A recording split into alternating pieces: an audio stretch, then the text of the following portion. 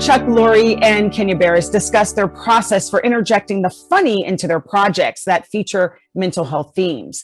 They are true visionaries because their content reflects the deep truths of the human experience and spark dialogue on critical topics like our emotional well-being. Next up, we'll get more in depth on portraying characters managing mental health conditions with acclaimed showrunners and actors who have given us some of the most memorable and authentic storylines on the topic. Here to moderate their discussion is a friend of the Better Together stage. Please welcome back Lisa Ling. Through our time at the Better Together Mental Health Storytelling Summit, we'll explore how mental health is a universal experience that exists on a continuum, something we all move across throughout our lives, from thriving to struggling to serious distress. Many of us lie somewhere in the middle, weathering the joys and challenges of the human experience. For those living with mental health conditions, it can be intimidating to discuss those conditions with others. But this is our chance to shift perspective. This is an opportunity for storytellers to step in and create characters and scenarios that normalize these conversations and destigmatize the realities of mental health conditions. War veterans, CIA directors, grieving friends, and even ex-girlfriends can show us the full continuum of mental health. These stories teach us how to be empathetic to those with serious mental health conditions, and they show us that we're not alone, or if we are, how we can love those who are dealing with mental health conditions. We as content creators have the power to normalize emotional challenges, and my next panel of members are proof that stories can change cultural perception. Better Together say hello to Delroy Lindo, Alex Gonza, and Rachel Bloom. Welcome all of you to the program. Now, we've seen firsthand how emotional connection created by entertainment media can really move the needle on critical issues such as LGBTQ rights, sexual health, and immigration. So I'm curious, Rachel, I'll start with you. What is some of the positive feedback you've received about the impact that Crazy Ex-Girlfriend has had on mental health? I mean, I don't even know where to start, from simple things like people reaching out on Twitter and Instagram to, we did these live shows because we were a musical show. So we did a tour and we played the Palladium in London, we played Radio City Music Hall, and the people I met after, so many of them were going through depression, had been diagnosed with borderline personality disorder. People said that our show inspired them to get therapy. I mean, it was such an outpouring from people going through mental health struggles, and the people they loved, and also people who weren't going through mental health struggles, but were inspired to go into therapy anyway, because as you said, there are mental health disorders, and then there's just general mental wellness that I think people don't think about because they other mental illness. It's the people who have mental illnesses are in this other box. It really speaks to the power of the media, you know, that people aren't just watching to be entertained, that they are seeing things that propel them to want to get help, or even just have discussions about things that they may have been feeling but been unable to articulate. Alex, in Showtime's Homeland, one of the great shows on television, the protagonist Carrie struggles to balance having bipolar disorder with the demands of working at the CIA. What inspired you, Alex, to portray Carrie with a mental health condition? And what kinds of resources did you draw on to create such an authentic character?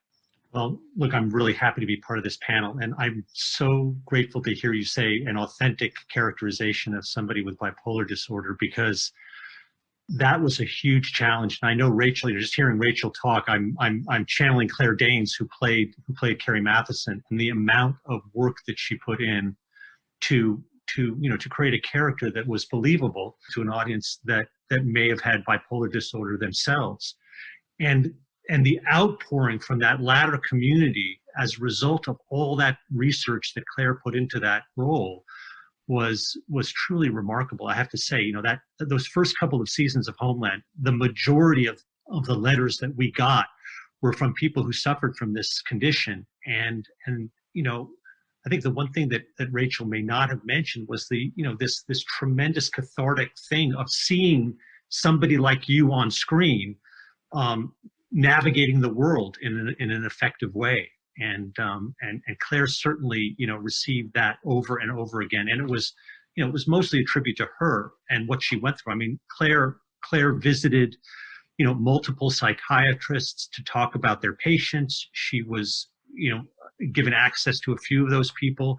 She was on YouTube, for just hours and hours late at night, listening to people with bipolar disorder talking about, what it was like to be up at 2:30 in the morning, unable to sleep in a state of mania or hypomania. And on the other side, what it was like to be, at the depths of depression. And that those mood swings are so emblematic of that disorder, and how difficult it is to navigate the world when you're in the throes of that kind of thing, was first and foremost in Claire's mind and my mind as we started to create the character. I mean, there's so much to talk about. I feel like, Rachel, it's hard to know where to begin. I mean, a bipolar person's relationship to his or her medication is a whole area that we dealt with for a long time on the show. I mean, because Homeland lasted for 8 years, we were given this amazing privilege of telling the full gamut of that condition and what it looked like and all the different facets of it. So it was a challenging thing. And I you can tell by listening to Rachel talk, she also, there's a need to portray that in an accurate way and not be, sensational, but be real. It is true, Alex. I remember those scenes of Carrie taking her medication and thinking, "Wow, I've never seen this on TV before," and the importance that and the impact that had on just having kind of being able to function normally. We've seen that since, but I definitely remember watching that on Homeland and just thinking, this is pretty bold to be showing something as granular as this, but yet so important. Delroy, in Spike Lee's The Five Bloods, you play a Vietnam vet who is now a staunch MAGA supporter that has a hard time readjusting to civilian life. How are you able to empathize with your character's plight while safeguarding your own mental health, especially in this climate that we're living in now? It came about as a result of speaking with various vets about the condition of PTSD and needing to be sure that I was, on the one hand, incorporating all of the information, the data that I was being given, and then filtering it back out through my own process. From the very beginning of the process of doing the work and doing the research, I was extremely humbled by virtue of the fact that the people who were speaking with me about their experiences were even taking the time to do that and displaying an extraordinary generosity of spirit by exposing themselves to me. And so therefore, I very, very much felt an obligation to get it right.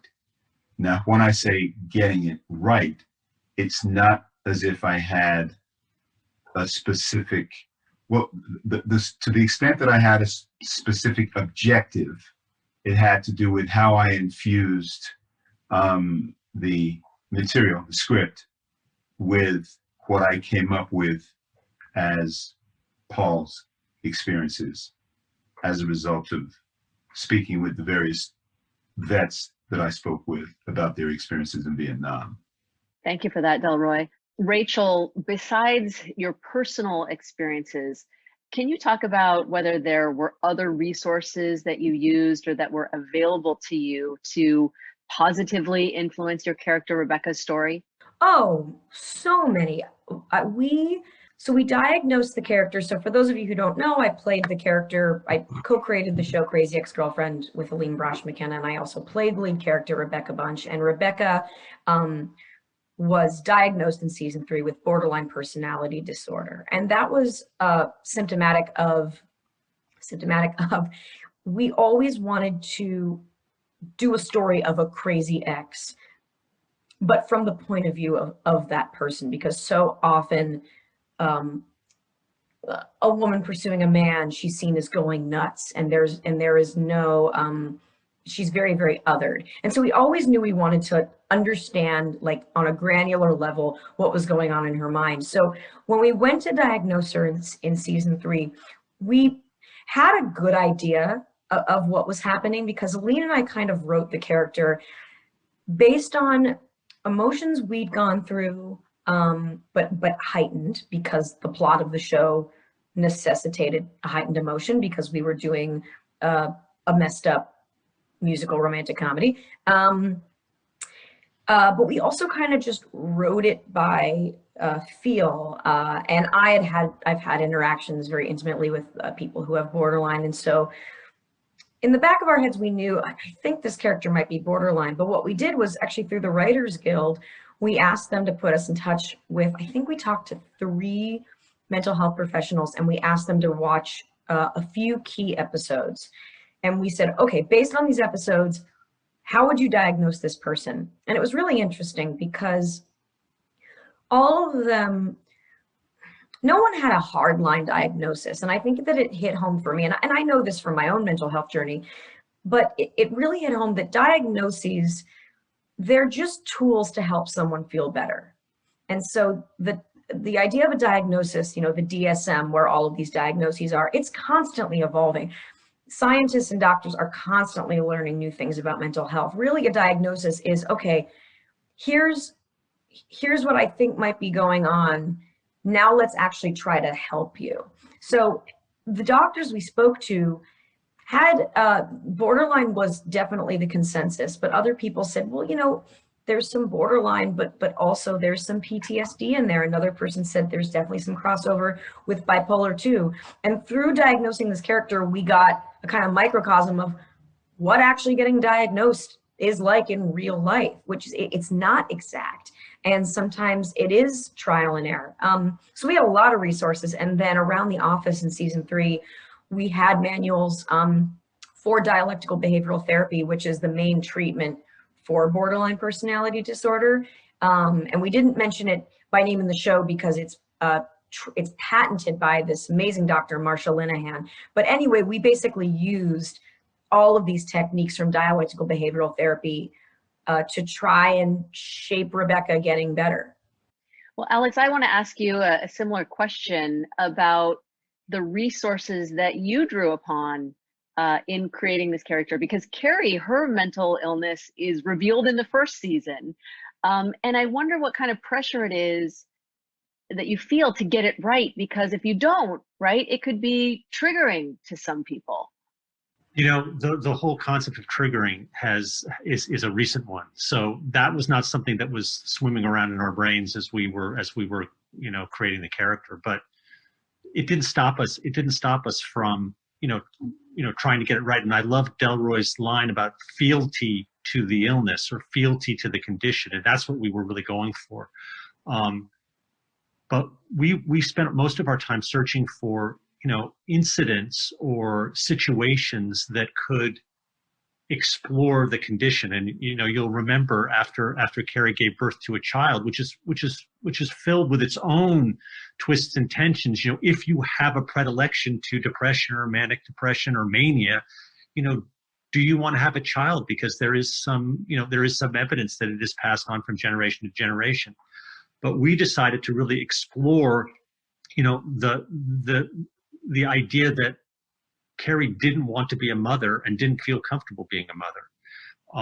And, you know, I don't know that you could wade into more unpleasant waters than that. I mean, there was such visceral blowback to those stories where Carrie just said, you know, I don't think I should be a mother. I don't love my child. I don't feel comfortable in this role I'm playing. And it led to, to one of the most horrific scenes that we ever shot. And that is, Carrie Mathison, bathing her infant child in the tub. And she has a moment's thought. She has a moment's thought of doing harm to the kid. And I remember being on set for that, and it was the most troubling and disturbing, 6 hours on set you've ever seen. First of all, we had a live baby there, and Claire was saying, well, how far do I go? And the baby's mother was there saying, careful, careful. But what we were really trying to explore the limits of, of how you can portray a character realistically without completely turning the audience against her. And interestingly enough, after those episodes aired, again, there was an outpouring of response, from a lot of mothers who went through that postpartum and maybe not as intensely as Carrie Mathison did, but there was to normalize those feelings, because they are much more widespread than we think. So many women who have experienced things like that, they just feel so alone, and they feel like they're at such odds with themselves. So to be able to see it reflected on a show like Homeland, I imagine it was terrifying and probably took women to that dark place, but was also validating in some ways, because it allowed people to not feel like they were so alone in these hard feelings. I think that's exactly right. When Rachel was talking, did you guys, like one of my favorite musicals of all time is Next to Normal, which is just such a great show about bipolar. And so you were mentioning the things that we looked at. That was one of the shows that was out there while we were conceiving the character. And there's just this fascinating scene where the mom is the bipolar mother is up in the morning making sandwiches for her kids who are going off to school, except she's making 100 sandwiches on the floor. She just can't stop making sandwiches. And that led directly to a scene, when Carrie Mathison realized she was pregnant, or was trying to figure out if she was pregnant, I'm sorry. And the camera moves from her pregnancy test to the garbage can, where there are 60 pregnancy tests in there, all showing positive. And she's just trying to get that one negative test, but she's had 59 of them already saying positive. And, so you can see how you're influenced by, peanut butter and jelly sandwiches on the floor to pregnancy tests. The other book that we relied on incredibly heavily was a book by the psychiatrist Kay Jamison, who happens to have a severe case of bipolar disorder. And she wrote a book called An Unquiet Mind, which is just a fantastic memoir of her experiences, dealing with her condition, but also being a psychiatrist, and teaching psychiatry, and having to balance this idea of, talking about her own experience to her students without revealing that she's really talking about her experience. This was way back when it was, taboo to talk about this stuff. And if you were a professor, it would be difficult to be bipolar and a professor, certainly if that came out publicly. So it's a really interesting story that mirrored our character, who obviously could not admit to the agency, to the Central Intelligence Agency, that she had this mental illness.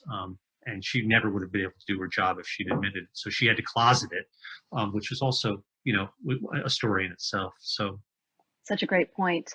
Delroy, there's such a dearth in depictions in the media of men suffering from mental health conditions. So how do you think resources like the Mental Health Media Guide can help other actors and storytellers break down toxic masculinity and destigmatize perceptions of men who live with mental health conditions?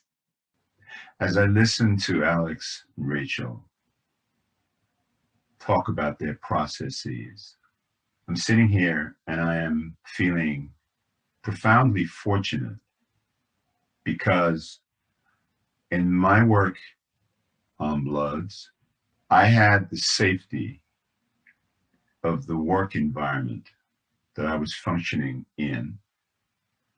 And that safety allowed me to explore as fully as I was able.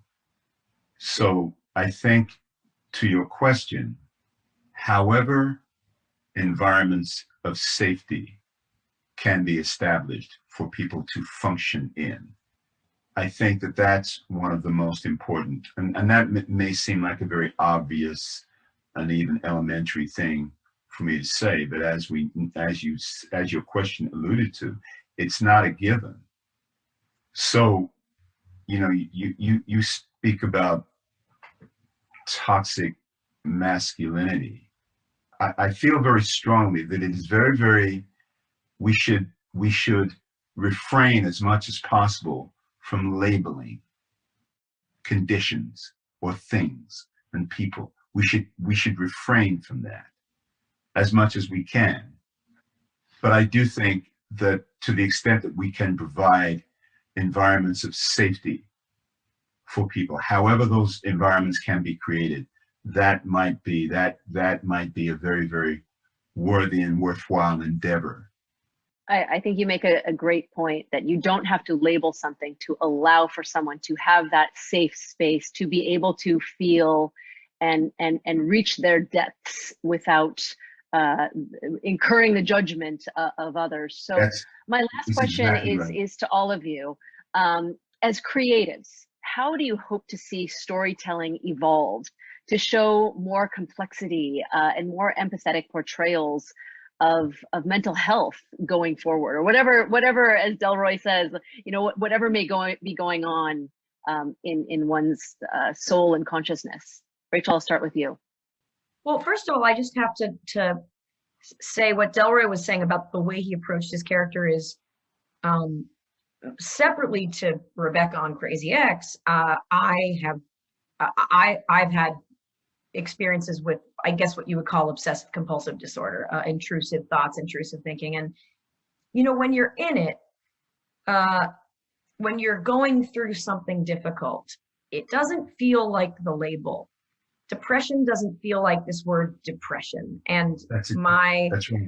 Intrusive, anxious thoughts, when they're happening, I don't think, oh, this is the intrusive thought. It's much, right. It's labelless, because words are only like an approximation of truth. And I just, it's so amazing that you approach the character that way, because I just, from my own experience, that it doesn't feel like the label. It feels like right. how it feels. And right. in a way, the label's calming, because you think, oh, okay, I'm not the only one. This is actually a thing other people have gone through.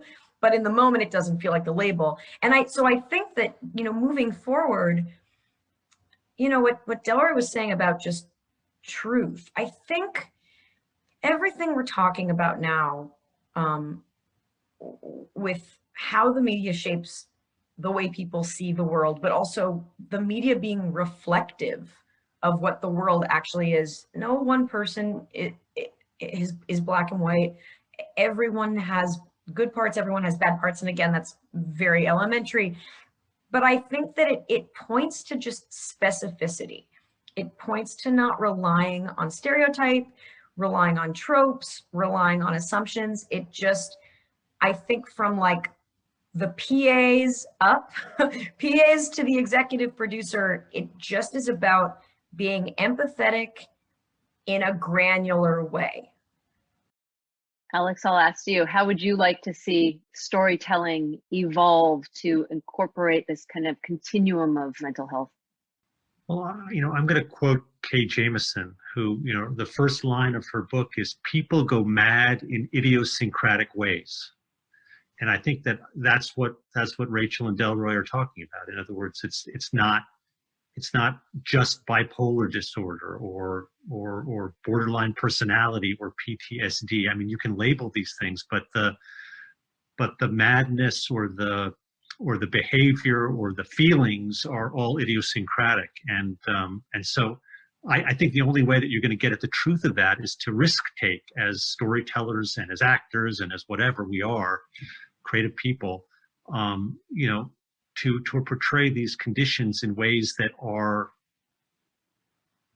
not cliched, not stereotypes, but ways that are deeply personal and individual. That's beautiful. Delroy, last question to you. How would you like to see storytelling evolve to incorporate more stories and again, that spectrum of mental health? I keep coming back to truth, a real non-judgmental exploration of whatever the truth of the character or whatever the truth of the narrative that is being explored. And I think that if we, the entertainment industry, the world of entertainment, are more open to being surprised by what our investigations may reveal to us, we may be able to get to a deeper and more authentic truth. Rachel, Alex, and Delroy, thank you so much for sharing your stories, and thank you for sharing your hearts with us. This is what this summit is all about, bringing together and sharing all of these amazing journeys and perspectives.